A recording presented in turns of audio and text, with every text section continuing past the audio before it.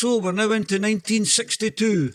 I've picked out all the important stuff in popular culture and social history. A new band made their live debut in the Big Smoke, and a whole new sound was a-happening on Merseyside. We had some great new cars, deadly smogs, cheesy crisps and lots more. Some great new programmes showing on your telly, and just at the tail end of the year, things turned rather frosty. Let's get right on to music, TV, media, the arts. I know it's hard to believe. The Rolling Stones were young men at one time. They made their live debut in July 1962 at the iconic Marquee Club on Wardour Street in London's Soho.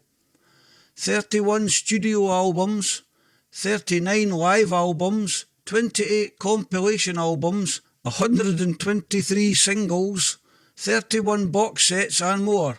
And they're still going, I think. The Marquee Club is almost as famous as some of the acts who have performed there. The old stalwarts such as Cliff and Elvis are still big, but there's a new sound coming out of Merseyside which might well change the world. The Beatles released their first single, Love Me Do, which scrapes into the top 20, but that Beatles sound is very much evident in there, and stardom surely awaits. Can you guess which well-known movie premiered the very same day as Love Me Do was released? Find out later. The four lads who shook the world also made their first TV appearance on Granada Television's regional programme People and Places, where they performed Love Me Do and Some Other Guy. Telstar, an instrumental track by the Tornadoes, becomes the first single by a British band to hit number 1 in the USA. It also reached number 1 back home. Other big hit singles of 1962 were The Young Ones by Cliff Richard and the Shadows, Wonderful Land by the Shadows, plus another 4 number 1s from Elvis. He also had 4 number 1s the previous year, remember? I Remember You by Frank Ifield was the best-selling single of 1962. Finishing off the music roundup, Eurovision.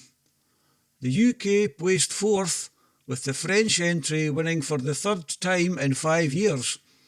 This was the first year any entry had scored 0 points. In fact, there were 4 countries. We'll spare their blushes by not naming them. In television, a new grittier, for that era anyway, more realistic cop show by the name of Z-Cars made its debut on the BBC. Set in the northwest of England, it ran for 800 episodes, lasting until 1978 and paving the way for the even more grittier and realistic police procedurals of the late 70s and beyond. Sadly, in common with a lot of shows from back then, less than half of the episodes have survived. Also making its TV debut that year was the sitcom Steptoe and Son. Harold! A father and son rag and bone men were an unlikely basis for a sitcom, but it worked, spawning a few spin-offs and a couple of films. The public loved them. 1962 also saw the first broadcast of popular highbrow quiz University Challenge. As I'm sure you all know, it's still on our screens 60 plus years later, albeit with a hiatus, and they're only on their 3rd presenter. The format of the show has barely changed, if at all, in all those years. Buzz in if you know. I used to love it when Jeremy Paxman would roll his eyes with a pitying "no" after a contestant offered a wrong answer to a question considered bread and butter by old Paxo. That Was the Week That Was began its short-lived original run that year. It was a satirical television comedy programme from the BBC which only lasted until 1963, but its groundbreaking comedy and lampooning of political figures left a long legacy still in evidence today. A couple of other popular shows you might remember which were first aired that year include Animal Magic presented by Johnny Morris and The Saint with the fictional Simon Templar. The first transatlantic live television broadcast took place that year. Goonhilly in Cornwall receives the signal bounced off a satellite, the Telstar, which inspired the aforementioned hit song by the Tornadoes. ITV was now covering all the UK.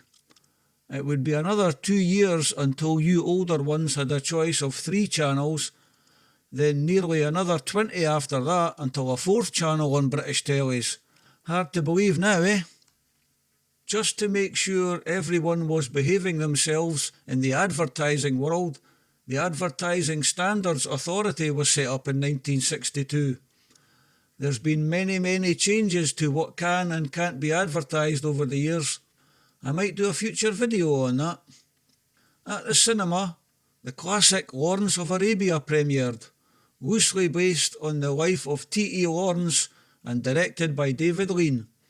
The epic drama with an all-star cast was nominated for 10 Oscars, winning 7. Dr. No, the first film based on a James Bond novel, was also on at the pictures that autumn. Did you know Dr. No and Love Me Do by the Beatles were both released on the same day, the 5th of October? Books now. Several well-known authors published their first novels that year, including Len Deighton, best known for his spy novels, Dick Francis, jockey turned author, whose books mostly centred on crime in the world of horse racing, and P.D. James, writer of many a detective novel. The dystopian novel A Clockwork Orange by Anthony Burgess came out that year, later made into a notorious film, of course, which I must admit I've never seen. This chapter is getting a bit long, so I'll finish it off by mentioning the Sunday Times was the first newspaper to add a colour supplement. Cars, Motoring and Transport. Probably one of the best-selling small family cars in Britain during the 60s was unveiled that year. The Austin or Morris 1100 was built by the British Motor Corporation, which would later become British Leyland. The slightly larger Cortina from Ford was also rolling off the production line in 1962. A consistent seller, it was Britain's most popular car in its class in the 1970s. Its 5 variants or marques were in production right into the 80s. Another of this country's iconic cars. What a year for new cars 1962 was turning out to be. The sporty little MG MGB was yet another new model entering production that year. The 2-seater Roadster came first, but other models followed later. One more car?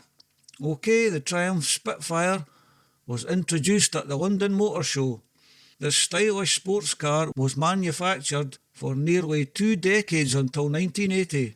Maybe some of the cars made today will be looked back on 60 years from now and be considered classics.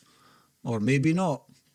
It would be near the end of the decade before it made its maiden flight, but it was in 1962 that France and the United Kingdom signed a treaty to work together on the supersonic airliner Concorde. Despite being capable of twice the speed of sound on transatlantic flights, only 20 were ever made, with 18 of the surviving planes preserved in museums. Sport. 62 was a World Cup year, but only England qualified from these isles. They were knocked out at the quarter-final stage by eventual winners Brazil. Ipswich won the top league in England in what was their first season in the top flight, with Spurs winning the FA Cup for the 2nd year in a row. Dundee were champions of Scotland and Glasgow Rangers won the Scottish Cup plus the League Cup. Scotsman Jim Clark won the 1962 British Grand Prix at the unlikely location of Aintree. It would be the last time the car event would be held there. I never knew it had been held there. You learn something new every day. Toys, Crazes, Life and Fashions. A very important topic next, crisps. Did you know Golden Wonder introduced the first flavoured crisps in Britain that year? Yes, cheese and onion. I'm firmly in the Golden Wonder camp in the who's best out of Walkers or Golden Wonder debate. Feel free to start a debate in the comments section about traditional crisp packet colours. Salt and vinegar should always be blue, right? In 1962, London's first legal casino opened in Brighton at the prestigious Metropole Hotel. There seems to be a bit of debate on this, with Port Talbot in Wales staking a claim, and there had been floating casinos on the Thames previously. No doubt many clubs of dubious legality might claim to be first, but Brighton or Wales would have my money as the first legal club. There were at least a couple of notable smogs or pea supers in London that year, one in July, the second in December. The latter is said to have been responsible for several hundred deaths. A really bad smog a decade earlier is thought to have been responsible for a staggering 12,000 deaths. More hardship was on the way in late December. It would turn out to be right up there with the coldest, hardest winters in the British Isles since records began. There were snowfalls, biting north winds, more snow, blizzards, hard frosts.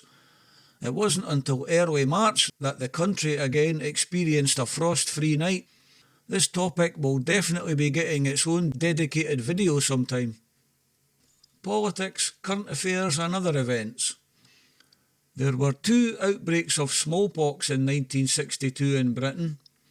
The first originated in Cardiff, eventually being responsible for 19 deaths.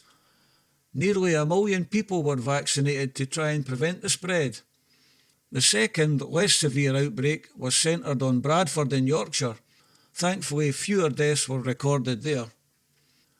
The Commonwealth Immigrants Act 1962 was the UK's first major move to end the automatic right of most Commonwealth citizens to settle in Britain, replacing it with a system that was often linked to having a job offer or specific skills, and adding new controls including deportation powers in certain cases.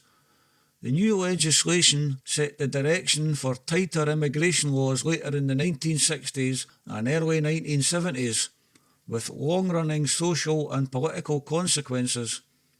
Staying with this theme, several countries, namely Jamaica, Trinidad and Tobago and Uganda, all gained independence from the United Kingdom. Tanganyika, which is now known as Tanzania, becomes a republic, staying within the Commonwealth. Support for Prime Minister Harold Macmillan is dropping. Less than half of voters thinks he's doing a good job. A few weeks later, he sacks 1/3 of his cabinet in what was dubbed another Night of the Long Knives. Ariel 1 became the UK's first satellite. It was launched from the United States in April 1962. It had been developed and built in cooperation with the Americans.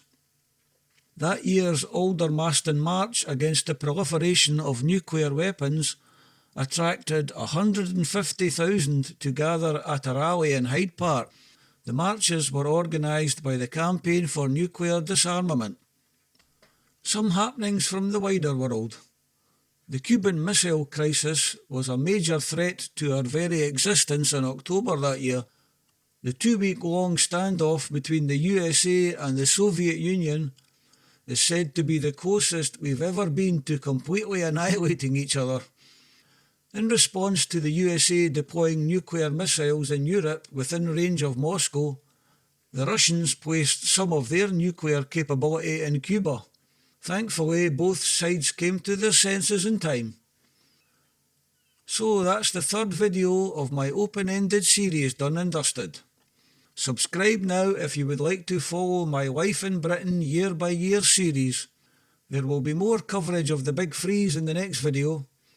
Let me know in the comments what you'd like to see more or less of in this series, and your memories of all these events if you were around by then. Bye for now.